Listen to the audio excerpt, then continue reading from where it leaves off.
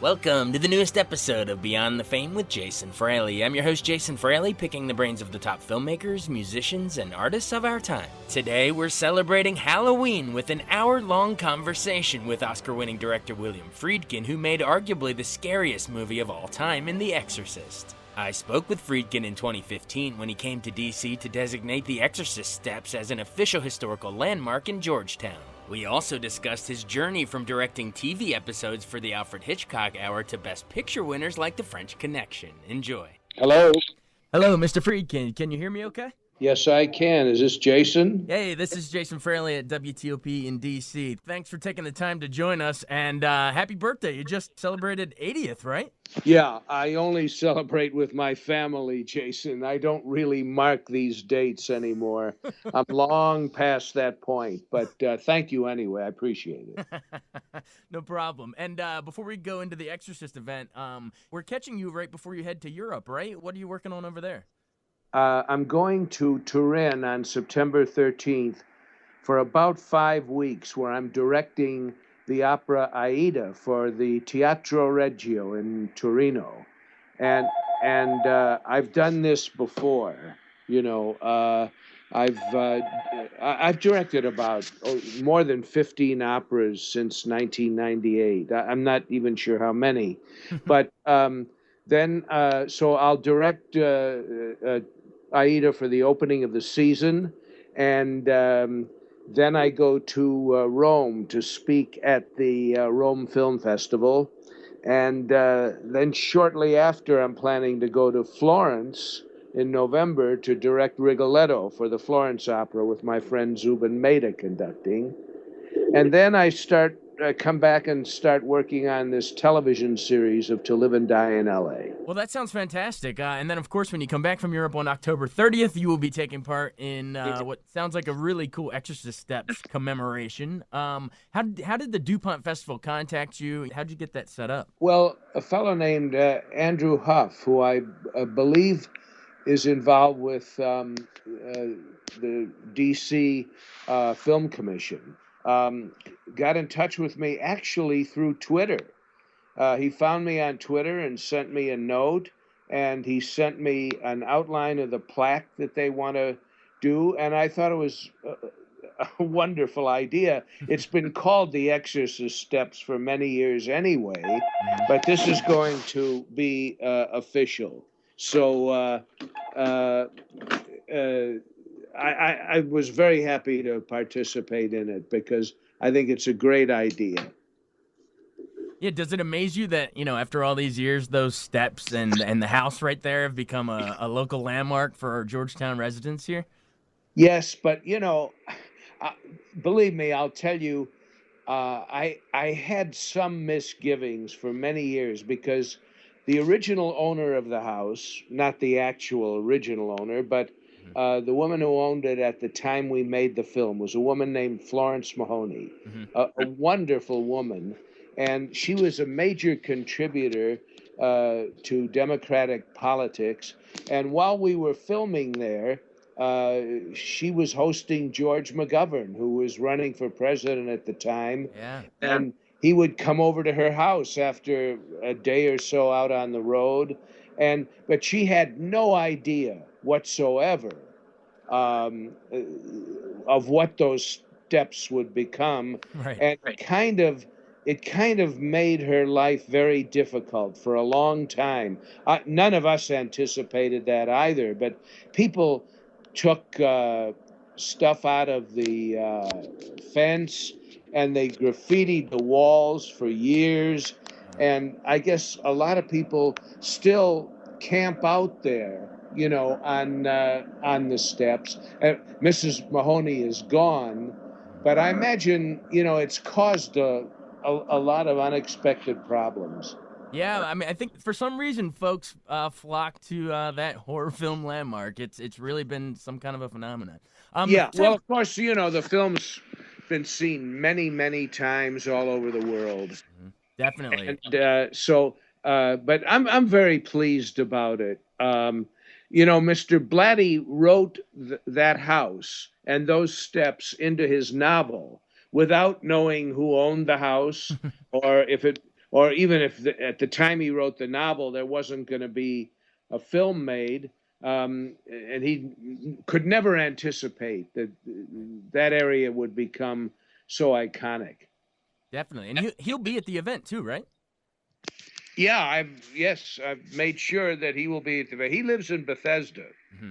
And he studied at Georgetown too, right? He was going to be a Jesuit priest. I don't know if he was studying for the priesthood. Georgetown has always been, a great education, and it had many great schools: the law school, the School of Medicine, now government. But Blatty was an undergraduate there in 1949, when the original case upon which The Exorcist was inspired. Took place in Silver Spring, Maryland. That's funny. And it was in fact, the story of that case is, you can Google it. Your listeners can Google it. Just type in 1949 exorcism, and you'll get about a 2.5-page front page story in the Washington Post by a reporter named Bill Brinkley, who laid out all of the details of the case without mentioning the name of the person, of course. But it's a lengthy article that Blatty had read that inspired his desire to write about that case.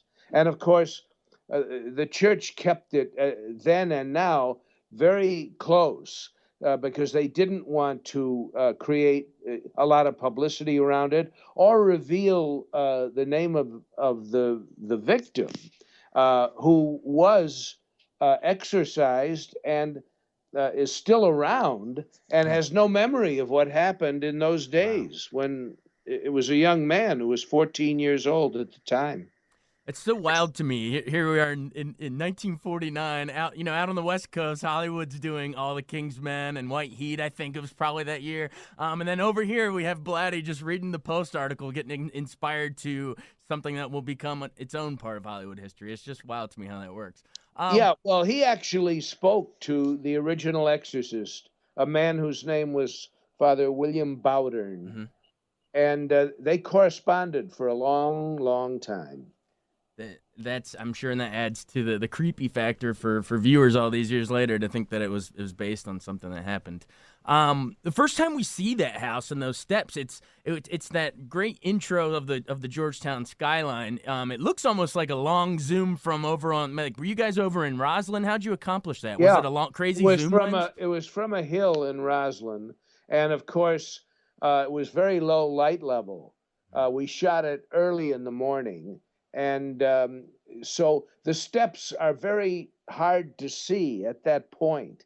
It's not until later in the film that I feature them. But at that point, if you know where the steps are and you look for them, you can probably pick them out. But yes, it's about, I guess, around 10 minutes in before you see an extreme long shot from Roslyn. What kind of a zoom lens did you use when you were going over the Key Bridge there across to the skyline? Well, it was the best zoom that Panavision made at the time, but it obviously was underexposed and done at a time of very low light levels. But it had about a 20-to-1 zoom ratio. Gotcha. Was that always your intention to use a zoom there? I mean, I knew they were a little more popular back in the 70s, Coppola used them in the conversation and stuff like that, but was part of it pure practicality? I mean, is DC wouldn't allow, a copter shot over there for security reasons, or was that just your intention to do the zoom anyway? No, I mean, if I was doing it today, I'd use a drone. A octocopter. Yeah, there's a lot of very effective shots being made, very stabilized as well, from drones now, tiny little handheld drones that contain these GoPro cameras. And that's what I would have done today. But at the time, the only place you could get back safely far enough from the steps to give an overall view on the left side of the frame of the university, and on the right side the steps and the house so that you could see the proximity of the house to the university. But the zoom actually goes toward the back of the house, which is at 36th and Prospect.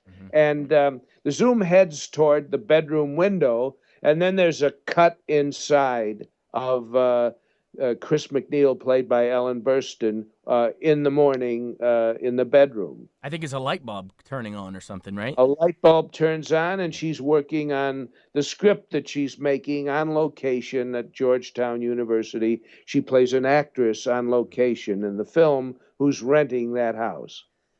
Well, maybe after this interview, someone's going to see that light bulb turn on and get the light bulb, metaphorical light bulb, to do your little drone octocopter idea. Oh, listen, these drone cameras are amazing. Now, they're in such wide use today that they're starting to ban them. Yeah. You can't fly anywhere near an airport, obviously, and government buildings and stuff like that. But the zoom was the best equipment we had then to make the kind of shot I wanted, which was to contain the university and the house and move toward the house. Definitely. Is there a part of the movie that everyone remembers Tubular Bells and the spinning head and, the levitation and all the famous stuff, but is there a part of the movie that you love the most, that personally that you might consider sort of underrated in the public consciousness? Well, probably it's not even considered, but my favorite scene in the film, I have two favorite scenes. One is the one between Lee J. Cobb, who plays Detective Kinderman, when he first comes to the house to interview Chris McNeil about the death of the director of her film, who had fallen down the stairs somehow with his neck turned completely around. And it's a scene that shows the two of them both talking around the subject, tiptoeing around it very cautiously, each of them knowing that the only person in the room with the man who fell down those stairs was her daughter, her 12-year-old daughter. And that, to me, to this day, is the most beautifully played scene I've ever directed. I just did one take on each side, one on her side, looking at him, and a reverse of that. And it was one take each, two great actors, and they just nailed it. And I cross-cut between those two zoom shots. So that's a scene I'm really proud of. It's more horrific than some of the more graphic stuff to me. And it's foreshadowing of the spun head around. Yes, and the other scene is between Ellen and Linda Blair just before Chris McNeil puts her daughter Reagan to bed, and they have a conversation. And we had rehearsed that scene so often that I allowed the two actresses to just improvise it, because I had rehearsed them so much that I told them, now just put it in your own words, and just be a mother and a daughter. And they played it so beautifully. And those are the two scenes I'm most proud of anything I've ever done. You hear that, TOP listeners? Go, you know the famous scenes. Go back and look for those scenes that Mr. Friedkin's talking about, because that is how you're going to learn to write and direct, right there. Well, these are brilliantly acted, and that's what it's all about. It's all about convincing acting and not seeming to be working off a script, but it appears to be improvised, and in fact it was, although they knew what the basic plot lines were totally. You brought up the actors. Was it different working with, let's say, newcomers like Jason Miller and Linda Blair versus more, established stars like a Max von Sydow or Ellen Burstyn, or No, not really. Jason Miller and Linda Blair were gifts of the movie god. Neither of them had been in a film before. Jason had done some acting in road companies, never leads. He was basically a playwright at the time, and I met him very offhandedly. And Linda came in for a meeting in my office in New York, which was at 666 Fifth Avenue, by the way, an address that no longer exists. But that's where Warner Brothers was at that time. But her mother brought her in without an appointment. We had seen thousands of girls her age who were put on tape from across the country or who I had met personally. And I began to think I could never cast that role. And then one day, Linda's mother brought her in. She walked in the door, and I knew instantly. And they actually, the main thing I look for in an actor is intelligence, the ability to understand and to ingest the script and their character without being either troubled by it or overwhelmed by it. And so they were those people. Miller, in fact, had studied for the priesthood. Um, and he studied for 3 years for the priesthood, had a crisis of faith, and dropped out. So his own life perfect for that role. was his own experience was very similar to the character. And he was a brilliant guy and understood that character. And Linda just did instinctively. Absolutely. And I think you mentioned working with the actors and how they were so great at and brilliant at improvising. I think that the part of the reason I think the movie works so well is how it almost it's got some of the greatest shock scenes ever in Hollywood history, but when you watch it, it almost has got that slow burn, old school suspense feel to it. Do you wish more movies kind of followed that pattern? Do you think that too many movies go for too many jump scares throughout the whole thing? What's your thought on that process? It's hard to generalize, Jason, but here's the point. Blatty and I set out to do a suspense film. Mm-hmm. We never used the word or talked about a horror film. Perfect. Obviously, the book was disturbing. It was disturbing to me, especially when I learned that it was based on an actual case. One of only 3 cases in the 20th century that the Catholic Church in America had authenticated as a case warranting an exorcism. Only 3 in the 20th century. And so that in itself was disturbing. But we set out to make a suspense film about the mystery of faith. And I think adhering to that, with that, letting that be your compass, I think is why it still holds up. You didn't set out to make this quote unquote scariest movie of all time, but I understand that. Look, I'm not going to deny that that's how it's perceived. Mm-hmm. I used to quarrel with people, especially interviewers, who would call it a horror film. And I would say it's not a horror film. It was never intended to be, but that's how people perceive it, and so I guess it is. But we didn't set out to make a horror film. I had no models. None of the great horror films were my models. Right. Nothing, the scariest film I had ever seen at the time was Psycho, right, which also is at least as much of a suspense film as it is a horror film. And then much later, the scariest film I've seen was Alien, which is undoubtedly a horror film and a great one. Interestingly, there are very few films that I could name that I think are classic horror films.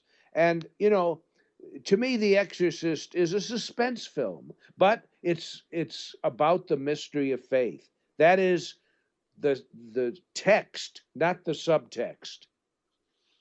Absolutely. And everyone remembers Hitchcock as the master of suspense. And so I think you're dead on to use that as your model. Now, I know you encountered him, right, back in when you were shooting a TV episode, right, in the Alfred Hitchcock Hour, and he gave you a little grief about your tie, right? Tell us the story. Well, I directed the very last Alfred Hitchcock Hour that they made. It had been on for 10 years, and I did the last one. I was very young and had never been on a soundstage. but I'd made a documentary that impressed the producers of the Hitchcock Hour. And one day he came on the set to do his introductions. He would come in one day and film about a week's worth of introductions. And he was brought over to where I was directing a scene with John Gavin. Wow. And Of Psycho, right? Yeah. John Gavin, who was in Psycho and is now one of my best friends. And we actually shot at the Bates Motel as well in that film. It's called Off Season. Wow. But Hitchcock was brought over to meet me. And of course, he was a legend then. And he walked over to me with this entourage, all in black suits like him. And he stuck out his hand in a manner that appeared as though he wanted me to kiss it. It wasn't like a handshake. Kiss the ring. It felt like that. And his hand was sort of clammy, I must say. And I took his hand and I said, "Oh, what a great pleasure to meet you." And he said, "Mr. Friedkin, usually our directors wear ties."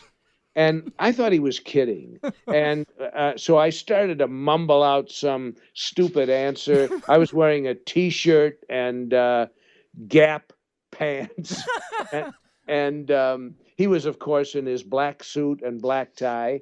And before I could finish my answer, he walked away. And then I think it was about 5 years later, I had won the Directors Guild Award for French Connection. And at the dinner, I noticed that it's done at a dinner. And I noticed in the table right below where I was standing on the stage to accept the award, there was Hitchcock and his family. And so I had one of these rented tuxedos and a clip-on bow tie, and I had this enormous Directors Guild Award. Instead of going off stage to do interviews with the press, I walked down the center steps to Hitchcock's table, and I snapped my bow tie at him, and I said, "How do you like the tie now, Hitch?" Did he say anything back? No, he stared at me like I was crazy. He didn't remember it, of course, but I carried it with me for all those years. Oh, that is priceless. But I must say, I still regard him as one of the very greatest filmmakers of all time, as most people do. Yeah, if not the greatest. Amazing. You mentioned the French Connection. I do want to ask you about that. But before we move on from Hitch, do you have a favorite Hitchcock movie? I mean, for me, it's Vertigo all the way. Psycho. Psycho? Yeah. Nothing compares to that for me. I love North by Northwest. I think that's a really great thriller. I did a commentary on the Vertigo, the DVD of Vertigo, may even be the Blu-ray. But Vertigo is probably Hitchcock's most personal film in that it really gets to his own hang-ups. And Right. but I don't fancy it as much as I do Psycho or North by Northwest. And there's some others that are really great, not just suspense films. He was a great director of comedy, Romance, and love too. scenes. His love scenes are masterful and understated. Everything about Hitchcock, except Psycho, is very understated, except for the films that followed Psycho, like Frenzy, and the one he did with Paul Newman, which is, where he knew he could get away with the harder stuff. But earlier on, it was pure suspense. Yeah, for some reason, Vertigo, I don't know, it just planted a seed in me the first time I watched it, and I find more and more stuff the more I watch it. Like, when the villain first brings Jimmy Stewart into his, his shipbuilding office, and he tells him the whole tale. Basically, he puts on a performance about being possessed, and he's trying to, entrap Jimmy. He steps up onto, like, another level in the room. It's like almost like a dining room attached to his office. And literally, the second that he starts telling this story and putting on this performance, telling this lie, he steps up as if on a stage and walks around. And the second he's done telling his little story, he comes down off of it. Or there's little things like that throughout the whole thing, or how he's always tilting up to show bell towers behind Jimmy throughout his, whole San Francisco detective trail, or the reds and the greens versus the mortal and the eternal world. And for some reason, I just keep coming back to that. But hey, I can't fault you for Psycho. I mean, that movie has got so much going on in it too. We could talk forever about Hitch, I'm sure. Yeah. Very interesting man. Very interesting, very complicated. And he's one of the few that was able to put his own obsessions on the screen constantly. And all of his films taken together are like an autobiography of Hitchcock. Yeah, it's incredible. Well, you mentioned French Connection and how, you finally got to say, how do you like my tie now, Hitch, when you won director for that. When you set out to shoot that, we mentioned The Exorcist. This is a totally different style. The Exorcist, you were a made man at that point. You could do all these effects and stuff. But with the French Connection, it was a much more gritty style, almost like those old Italian neo-realist stuff. Weren't you using cameramen in wheelchairs on the subway and like sort of undercover filming for that? Yes, I had a great cameraman his name was Ricky Bravo, and he actually photographed the Cuban Revolution at Castro's side. And Wow. Later he defected, but he was a great handheld camera operator. And so we never laid down dolly tracks or things like that to keep the camera smooth. He could keep the camera smooth while being pushed in a wheelchair. And so you didn't need as much setup time. And he could also move around with a handheld camera. But he also photographed The Exorcist, where we did use a lot of dolly tracks, and because it required a different style, smoother than the French Connection, which I shot like a documentary. But he had great skill with the camera, and those were his earliest films when he came to America. But the styles of both films are completely different, except for the fact that I didn't use visual effects. We didn't have anything like what you have today. You can do anything with computer generated imagery today, and we didn't have that. We didn't have that in the 70s. So everything that we did that you see in those films, we had to actually do. So the practical effects versus, digital and all that stuff. Yes, both films contain practical effects, and in both cases, much of that stuff had never been done.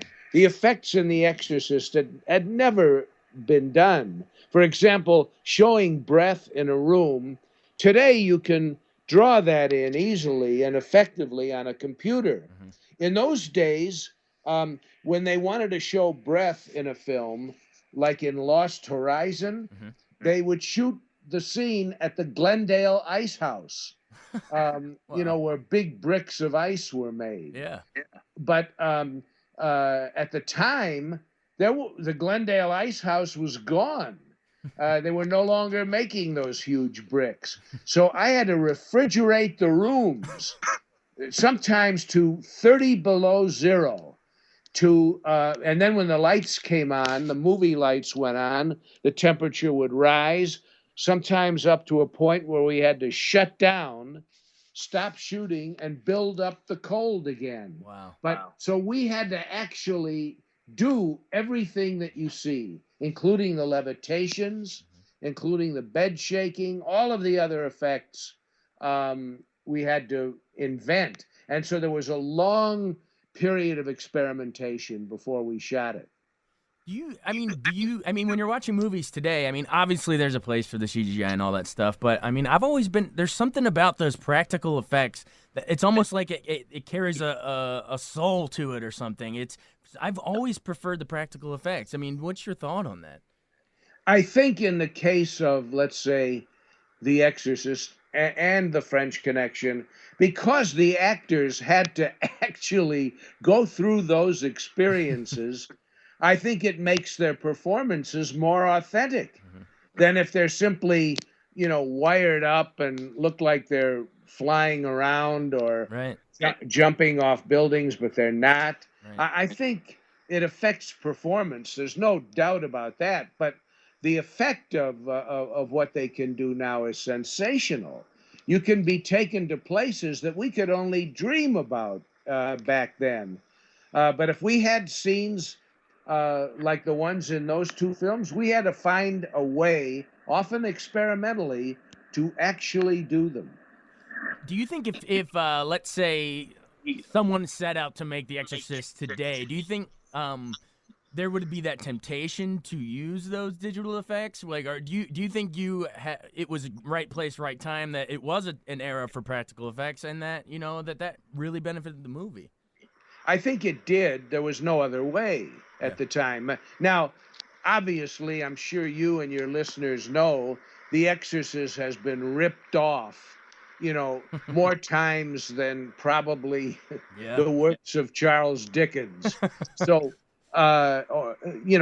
it's been ripped off so often, and it's all computer generated effects. Even chase scenes today are done with computer generated effects. And they're often very effective, I believe, and they're certainly a lot safer. I'm not going to pretend to you that it wasn't a great risk to do a lot of the scenes that we did in those films. They were very difficult for the actors and risky. And in the case of the French Connection chase, they were risky to people on the street. And so fortunately, there is a way to achieve them now that overcomes that. Take me into that great chase sequence with Gene Hackman. I mean, a lot of people hold that up as the chase sequence in history. I mean, how did you go about storyboarding that and structuring that before you set out to shoot it? I didn't storyboard it. Oh, wow. I went to all the locations. I went to many other locations around Brooklyn and Queens, where all of it basically took place. And I found locations that I thought would be appropriate. And then I designed the shots to fit those locations. And then we filmed one shot at a time. It's not unlike knitting. If many of your listeners have ever knitted a sweater or a pair of socks, you know that it's one stitch at a time. Knit one, purl two. Knit one, purl two. That's how a chase scene is filmed. One shot at a time. And if any of your listeners or you, Jason, were on the set watching the chase being filmed, you'd get bored after about a half hour of it. Right. Because it's one shot, you make it, and then you move on. And you don't get a sense of how the overall is going to be put together. And the addition of sound, which is all the sound was put in afterward. And the sound is so effective in carrying out the effect. But the other thing is, there were times when we went 90 miles an hour through big city traffic without any clearances to do it.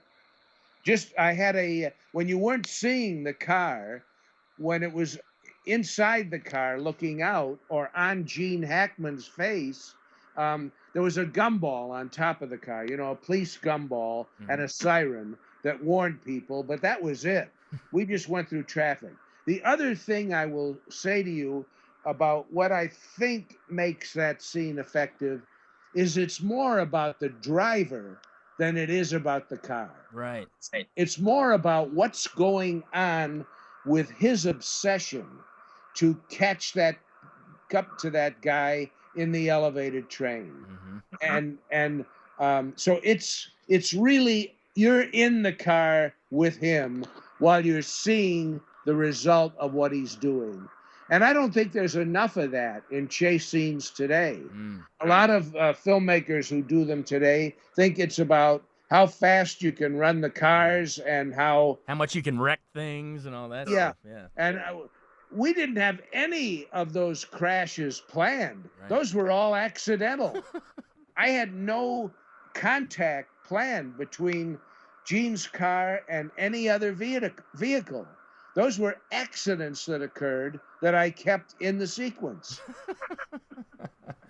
That's fantastic. Well, yeah, I mean, I think that's what does it. You just nailed it. It's we are in that car with Gene Hackman because you are focusing, what you're cutting with the woman that he almost hits in the street, and then you cut into his eyes. I mean, we feel like we are him in that scene. What was it like working with Gene Hackman? Had you seen him in Bonnie and Clyde in '67, and then and just he's always stuck in your mind, or how did you get him to become your Popeye? Well, he was the last choice, to be honest with you. But one thing about the woman with the baby carriage, that was the easiest and the least dangerous sequence to shoot. Yeah. Because again, it was a zoom into the woman's face. She was never in proximity to the car. Right. It was done with long lenses. Each end of those shots, Gene's end and her end, were done separately and cut together. But my first choice for the role of Popeye was Jackie Gleason. Oh, wow. And the studio wouldn't go with Gleason because he had made a film for them earlier called Gigot.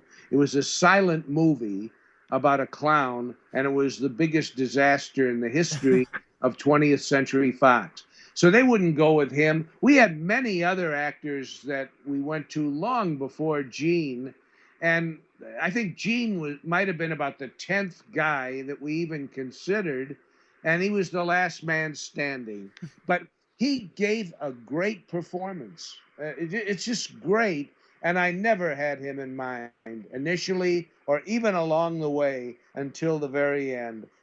There is something called the movie God, and that Gene, like the cast of The Exorcist, was a gift of the movie God. Would you say the same for Roy Scheider? Yeah, Roy walked in the door. He came in to audition one day. He had made a film, but it hadn't come out yet. He had a role in a film called Clute, but he was basically a stage actor. He walked into my office, and I could see immediately that he was the character who's called Cloudy in the movie. He walked in, and he sat down, and I said, what are you up to these days, Roy? And he said, well, I'm in an off-Broadway play by Jean Genet. And I said, what part do you play? And he said, I play a cigar-smoking nun. And I said, oh, really? He said, yeah. And I said, okay, you're hired. You got it. He said, what? I said, don't you want me to read? I said, Roy, there's nothing to read. All this guy does is run around and say, put your hands up, get on the ground, whatever, stop, hold it. There's nothing to read. This isn't Shakespeare or Jean Genet. You are right for this part, and you got it. Awesome. Does it take, did you take a little pride, let's say after The French Connection, you've kind of helped put him on the map, and then you sit back and you see him in like a blockbuster like Jaws, or even something, I loved him in All That Jazz, the kind of playing the autobiographical version of Fosse. Fosse. Yeah. No, Roy was great and made some wonderful films in his career, including another one he did with me called Sorcerer. Yeah. Which I believe is the best film I've ever made. What inspired Sorcerer? Just my feeling about making a film about the fact that if people on the planet didn't start to cooperate, we'd all blow up together. That's the metaphor for the film Sorcerer. And the inspiration for it was an earlier film by H.G. Clouseau, another great master of suspense, who had directed The Wages of Fear, yeah, which inspired Sorcerer. And he also did Diabolique, which is probably the second or third favorite suspense film I've ever seen. So I wanted to make a film in that genre, also one that was a lot like The Treasure of Sierra Madre. Oh, great movie. Which is one of my favorite films. And I got together with a writer who worked in documentaries with me called Wally Green, who had also written The Wild Bunch that Sam Peckinpah directed. And we wrote Sorcerer. And it's now playing in theaters all over France and in many other parts of the world. And there's been a Blu-ray. It had a limited theatrical release in America again last year. but it continues to play in theaters. But it had a gigantic Blu-ray release in this country, still going, and it's come back. We made that in 1977, and it's the film I made right after The Exorcist. Well, not right after, 4 years later, because I spent over 3 years going around with The Exorcist to all of its foreign territories, to supervise the French, Spanish, Italian, German, and Japanese versions of the film in terms of the dialogue and the translations. Gotcha. You mentioned Wages of Fear and Sierra Madre, The Wild Bunch, and then of course we talked Hitchcock. And I also know your affinity for Citizen Kane and Orson Welles as well. Do you have a favorite classic movie? Citizen Kane. Yeah.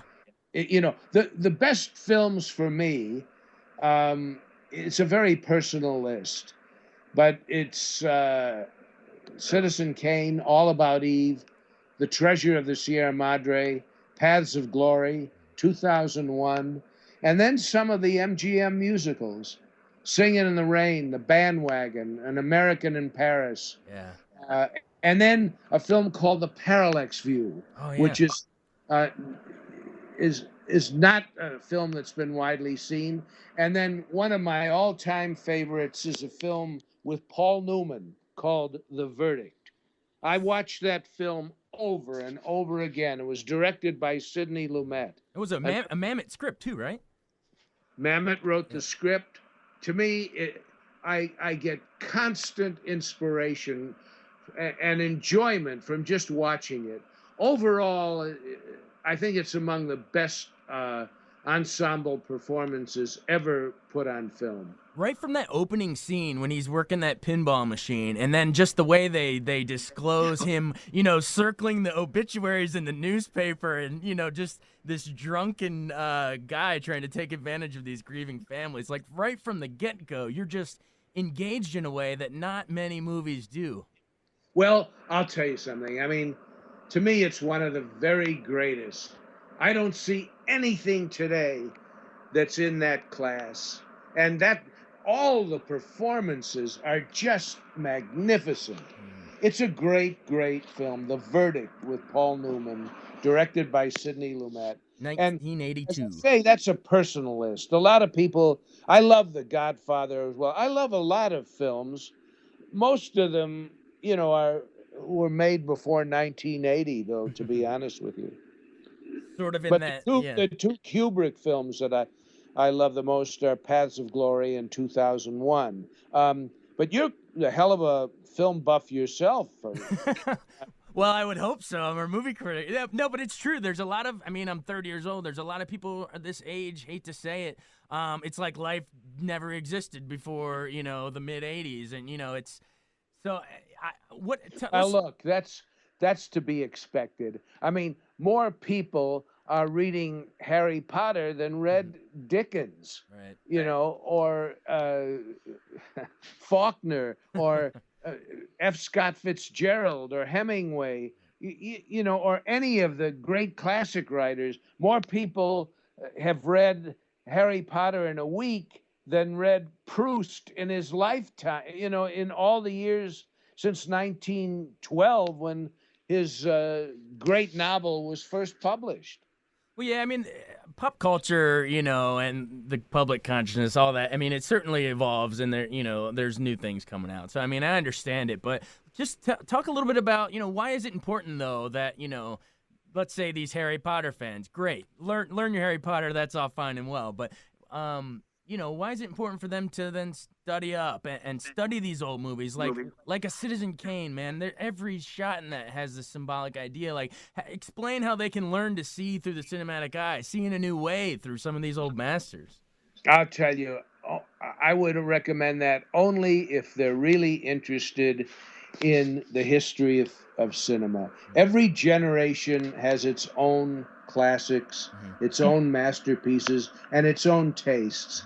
And the tastes of the past should not be imposed on people who just want to see a film and enjoy it, Right. and see a film that they can relate to in their own lifetime, And so I only say watch those films if you're interested in how cinema grew from its earliest days into the 20th century.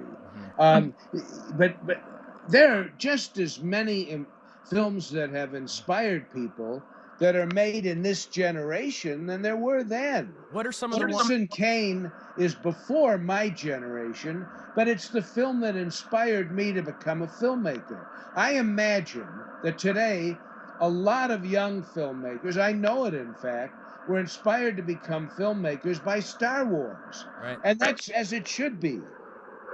Are there movies that are coming out today, or filmmakers themselves? You don't have to pick an actual movie if you don't want, but are there certain movies or filmmakers that you gravitate towards that are out right now?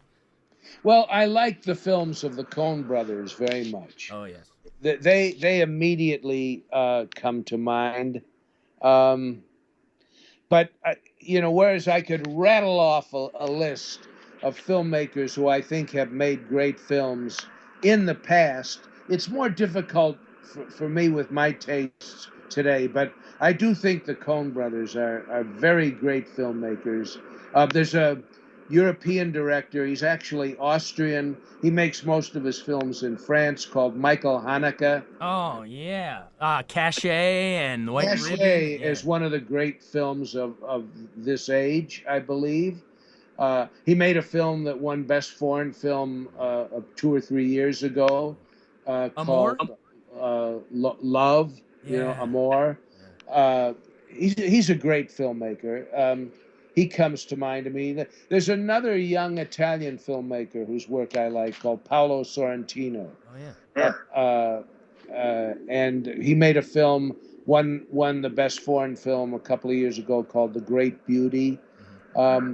But look, the films of some of those old timers, or those that are gone, are the ones that influenced me. And so I have different standards, and I don't try to impose them on anyone else. Well, what is it about Kane that keeps resonating? I mean, do you have? I mean, you and I could go on, forever about every little shot in that movie. Is there a certain one that just blows your mind the most in terms of? It's not the shots; it's everything. It's like a quarry for filmmakers.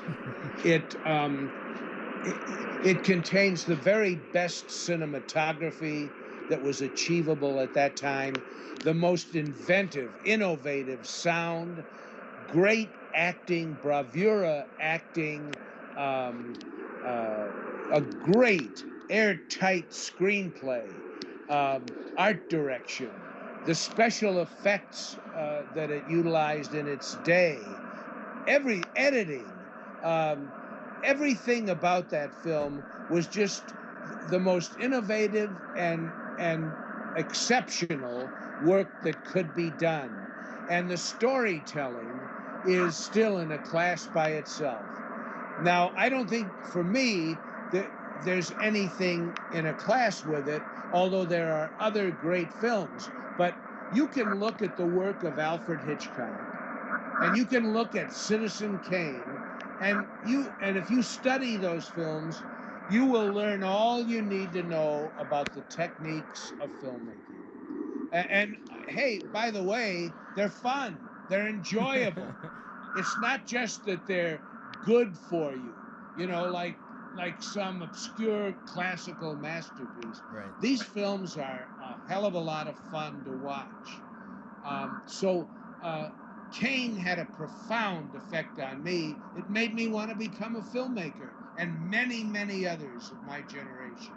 Absolutely. Are you going to participate the next time AFI rolls around? Because they do it every 10 years, right? And you've been a part of those great. I mean, I love those those countdowns they do on CBS, and you're always featured on there. When's the next one coming up? Is it 2017? I have no idea. I really don't follow the award shows these days at all. Yeah. I just don't. I just don't follow them. Oh, I didn't mean the award show. I mean the countdowns of the top 100 list. They always No, I have you. don't pay any Oh, okay. attention to that stuff. They've interviewed me for a lot of that, Right. and I think I'm about interviewed out for that. But no, I would have no interest in doing that again. I don't believe in ranking films. Right. I don't believe there is a greatest film. Films like novels, like poetry, like music are subjective. Everyone has their everyone has gotten involved with these films through their own experiences and their own readiness at the time to be moved and the place you are in your own heart and mind. And so there is no greatest. It's futile to make these lists. There's no objective greatest. It's all personal. Absolutely. What is the greatest? I mean, you go down a street and in any city or town, and you'll get an entirely different list. And what's the difference? Who needs these lists? I hate these damn lists. I don't think they're important. What is the difference? Let's say I love The Verdict. Right. I don't think it's the greatest film ever made, but does that mean you shouldn't watch it because it's not the greatest? Right. It's great. And there are a lot. Here's the test. Those films that stand the test of time, that you can still watch after 75 or 50 years or more. There's some silent films I feel that way about. The films of Buster Keaton, the silent films of Keaton and Chaplin are still watchable to me and great.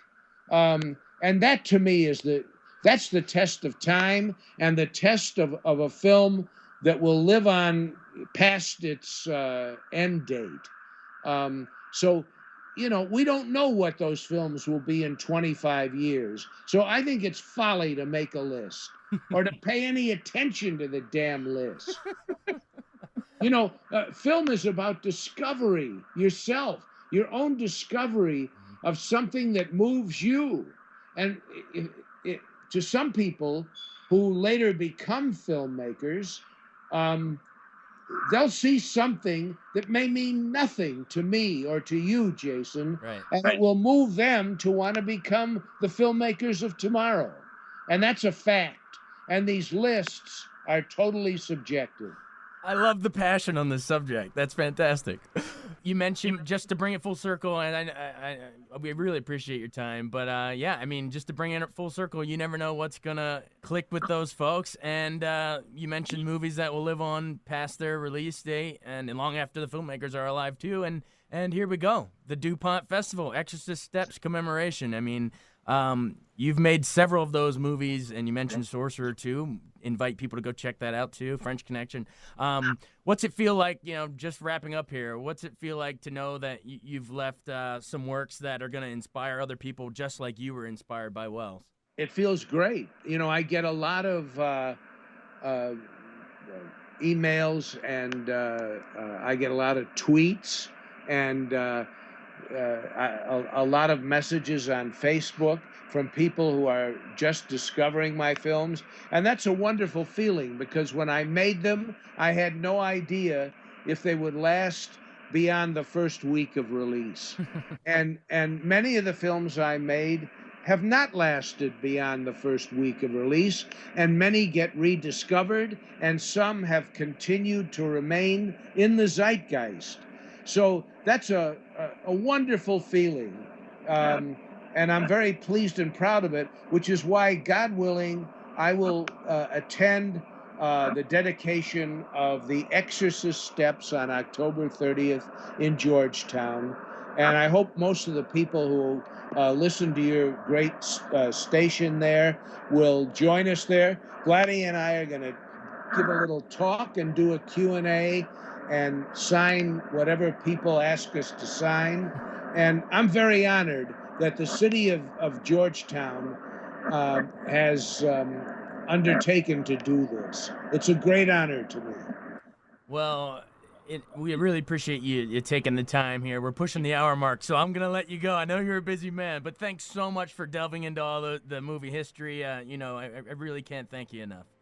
Pleasure, Jason. Hope to see you at the dedication. All right, we'll see you there. Bye. All right, William Friedkin on WTOP.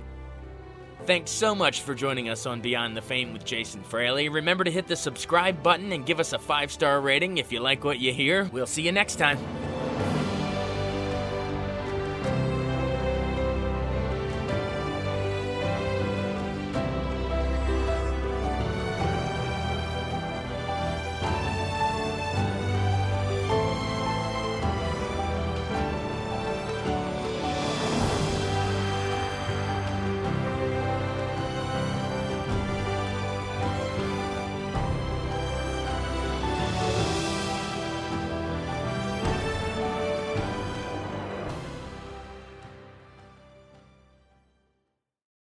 I wanted to take a second to tell you about an app I really enjoy. Living in the D.C. area is great, and Podcast D.C. gathers all of the local shows that I like all in one local app. Health, sports, local news, politics, and so much more. Podcast D.C. is the new local app with hundreds of D.C. area podcasts to choose from. I can earn exciting rewards just for listening and share the podcasts I love instantly. Available in the App Store or in Google Play, listen local with Podcast D.C.